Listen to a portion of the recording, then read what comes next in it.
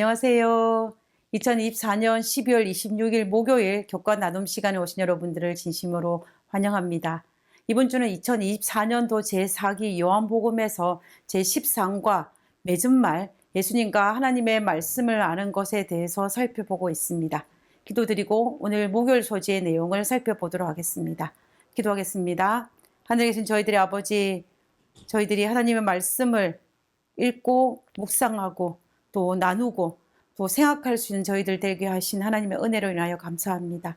오늘 이 시간에도 주의 영이 우리와 함께 하셔서 하나님의 그 진리의 말씀을 밝게 깨달아 알 수 있게 하시고 깨달아 알물 통하여서 우리의 삶에도 드러날 수 있는 저희들 될 수 있도록 주여 저희를 붙들어 주시옵소서. 이 시간도 주의 영이 우리와 함께 하시옵기를 간구하며 거룩하신 예수님의 이름으로 기도드렸습니다. 아멘.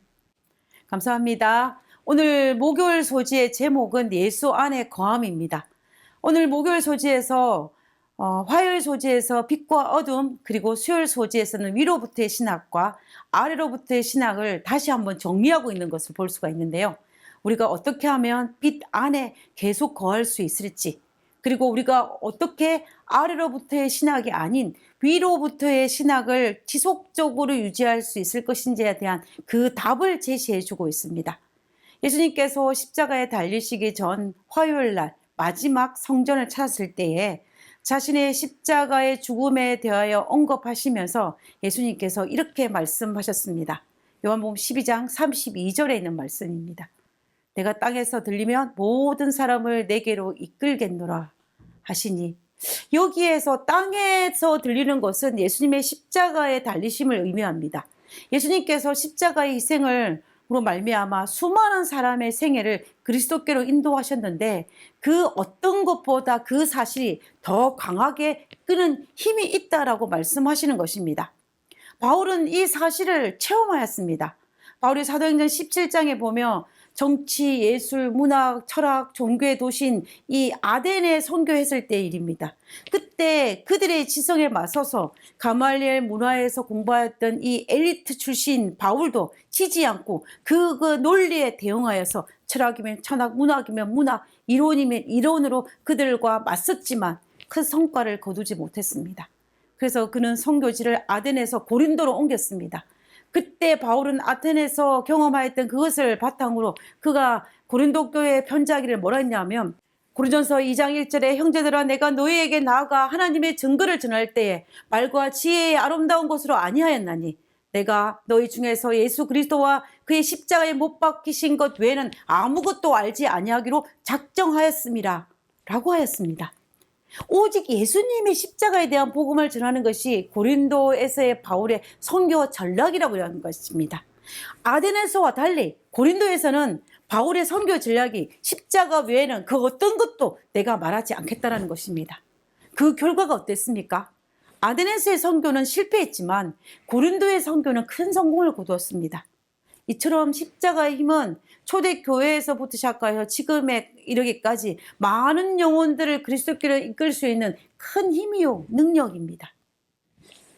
요한은 요한복음에서 예수님을 받아들이고 예수님의 빛 안에 거하며 성장한 사람들에 대한 기록도 있고, 또 그와 반대로 그것을 거절하여 영적인 소경이 된 인물들을 소개하고 있습니다. 특별히 빛 대신 예수님을 받아들여서 빛 가운데 거한 인물들을 소개하고 있는데요. 니고데모와 우물가의 여인과 그다음에 왕의 시녀와 베데스다 연못가의 사람들이 그 대표적인 예로 소개하고 있습니다. 저는 그 중에서 요한복음 4장에 기록된 이 사마리아 우물가의 여인의 이 대표적인 인물이 아닐까라는 생각을 하게 됩니다. 불과 며칠 전까지만 해도 이 여인은 사람들이 다니지 않는 뜨거운 햇빛을 골라서 정오에 물을 기르러 나갔던 여인이었습니다. 이 말의 의미가 무엇이냐면 이 여인은 동네 사람을 만나기 싫다는 것입니다. 마찬가지로 동네 사람들이 곱지 않은 시선으로 이 여인을 바라봤다는 것입니다.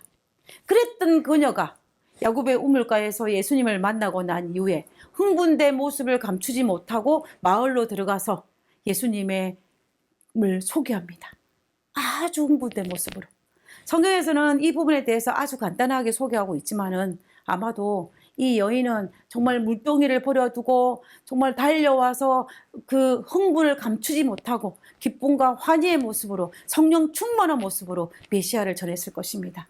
이 모습이 얼마나 놀라웠는지 동네 사람들이 이 여인의 모습을 보고 바뀌었습니다. 이 여인의 이 매력적인 모습을 보고 뜨거운 대낮임에도 불구하고 우물가에 있는 예수님을 만나기 위해서 나왔습니다. 사막에서 정오에 그늘을 벗어나서 우물가로 달려왔다는 것은 대단한 동기가 없다면 불가능한 일입니다. 제가 한동안 살았던 이 아리조나에서는 한여름에 대낮에는 거리를 걸어다니는 사람이 거의 찾아볼 수가 없습니다. 도로를 고치고 보수하는 사람들도 이른 새벽이나 늦은 밤에 그 일을 할지언정 대낮에는 일을 하지 않습니다. 근데 사마리아 우물가의 여인의 말을 듣고 우물가를 달려나왔던 이 동네 사람들의 모습을 본다면 이 동네 사람들은 이 여인에게서 어떤 매력적인 모습을 발견했기 때문에 가능한 일입니다. 얼마 전까지만 해도 비판적인 눈으로 이 여인을 바라보았는데 이제는 이 여인의 변화된 어떤 매력적인 모습이 있기 때문에 그것에 끌려서 뜨거운 햇빛이라 할지라도 우물가로 달려나왔던 것입니다. 분명 이들은 동네 밖으로 끌어낼 수 있었던 무언가가 그들의 영적인 눈으로 볼 수 있었던 것입니다. 그리고 요한복음 4장 39절에 보면 이 여인의 증언으로 말미암아 예수님을 믿었다라고 하였습니다. 빛 대신 예수님을 받아들여 어둠 속에 있던 우물가의 여인이 빛 가운데 거하였습니다. 그리고 동네 사람들도 여인을 통하여서 빛 대신 예수님을 믿음으로 빛 가운데 거하는 모습입니다. 그리고 동네 사람들이 예수님 말씀을 듣고 난 이후에 이 여인에게 이렇게 말합니다. 우리가 이제 믿는 것은 내 말로 인함이 아니오 우리가 친히 듣고 본 것이므로 믿었다라고 고백한 것입니다. 사마리아 성 사람들도 처음에는 여인의 모습을 보고 놀라서 따라 나왔지만 자신이 직접 빛 대신 예수님의 말씀을 듣고 그분을 받아들였다라고 고백하는 것입니다. 위로부터의 신앙을 했다라는 것입니다. 빛 대신 예수님을 받아들여 빛 가운데 거하는 그러한 모습을 했다라고 고백하고 있는 것입니다.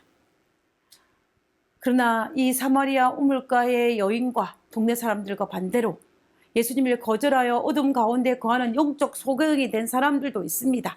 그 대표적인 사람들이 아마도 종교 지도자들이라고 볼 수 있을 것입니다. 그리고 빌라도이라고 볼 수 있습니다.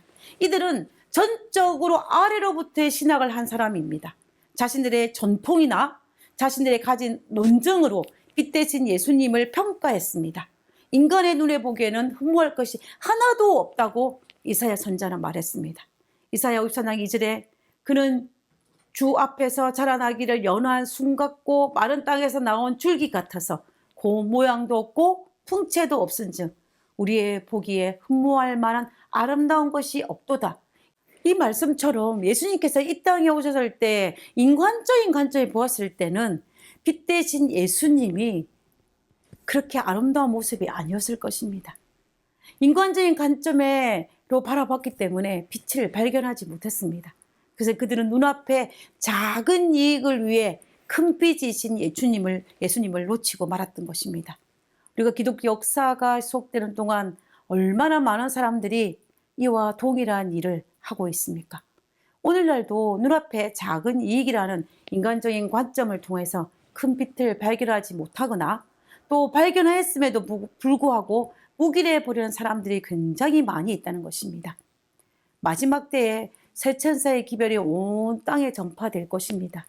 첫째 천사, 심판의 시간이 이르렀으니 창조주를 경배하라.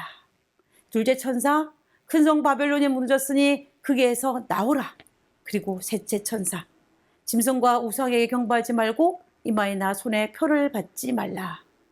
이 기별이 온 생에 전파되었음에도 불구하고 하나님의 뜻을 우선하는 위로부터의 시작을 하는 사람은 회개하고 그 기별을 받아들이겠지만 그러나 하나님의 뜻보다는 자신의 지혜와 자신의 논증과 유전과 전통을 의지하는 사람들은 아래로부터 신앙을 하는 사람들은 세상에 거짓 예배를 강요할 것이며 또한 거짓 예배를 드림으로 그릇된 길로 가고 말 것입니다. 인간의 지혜는 그릇된 길로 인도하지만 하나님의 뜻은 우리를 밝은 빛으로 인도합니다. 사탄이 우는 사자처럼 덤비는 세대에 우리가 살고 있습니다. 거짓이 난무한 세대에 살고 있는 우리들은 정말 조심해야 됩니다. 우리도 예수님처럼 자신의 뜻대로 하지 말고 아버지 뜻대로 행하는 그러한 사람이 되어야 할 것입니다. 1888년 리브 앤드 헤럴드에서는 이 부분을 이렇게 기록하고 있습니다. 하나님의 음성은 그분의 말씀을 통해 우리에게 들려지고 있으며 우리는 많은 음성을 듣게 될 것이다. 하지만 그리스도께서는 그리스도가 여기 있다 저기 있다 하는 자들을 조심하라고 말씀하셨다. 그렇다면 우리가 모든 것을 성경으로 가져가지 않는 한 그들이 진리를 말하고 있지 않는 것을 어떻게 알 수 있겠는가? 우리가 말씀으로 가져가지 않으면 분별할 수 없다라는 것입니다. 오늘 우리는 하나님 말씀을 기준으로 삼아야만이 안전하다라고 말하고 있는 것입니다. 예수님이 하나님과 연결되어 있었던 것처럼 오늘도 우리가 하나님과 연결되어 매일매일 영적 성장을 이루어야만이 가능하다는 것입니다. 영적 성장의 비결은 예수님 안에 거하는 것입니다. 참 포도나무의 비유처럼 우리는 예수님께 붙어 있어야만 합니다. 요한복음 15장 5절에 나는 포도나무요 너는 가지니 저가 내 안에 내가 저 안에 있으면 이 사람은 과실을 많이 맺나니 나를 떠나서는 너희가 아무것도 할 수 없음이라. 가지가 나무에 붙어 있어야만이 열매를 맺듯이 우리도 하나님과 연결되어 그 안에 거할 때에 영적 성장을 이룰 수 있다라는 것입니다. 우리 모두 예수님 안에 거함으로 매일매일 영적으로 성장하는 우리 모두가 되기를 간절히 바라면서 오늘 목요일 국가를 기도하고 마치고자 합니다. 기도하겠습니다. 세상을 아름다운 열매로 가득 채우신 주님의 사랑에 감사합니다. 세상에 주의 은혜가 풍성한 것처럼 저의 품성에도 좋은 열매를 맺도록 도와주시옵소서. 어려움이 있어도 주님과 항상 동행하며 말씀의 능력을 신뢰하고 따르게 하여 주옵소서. 하늘에 계신 저희들의 아버지, 우리도 예수님 안에 거함으로 말미암아 아름다운 성령의 열매를, 품성의 열매를 맺을 수 있도록 도와주시옵소서. 우리의 부족함을 아시오니 날마다 예수님 앞에 나가고자 하오니 우리를 받아주시옵고 그로 말미암아 성령의 열매를 맺어서 하나님께 찬양과 경배를 드리는 당신의 백성이 되게 주여 도와주시옵소서. 오늘 하루도 한 걸음 한 걸음 예수님과 더 가까이 나가는 저희들 될 수 있도록 도우시기를 거룩하신 예수님의 이름으로 기도드렸습니다. 아멘.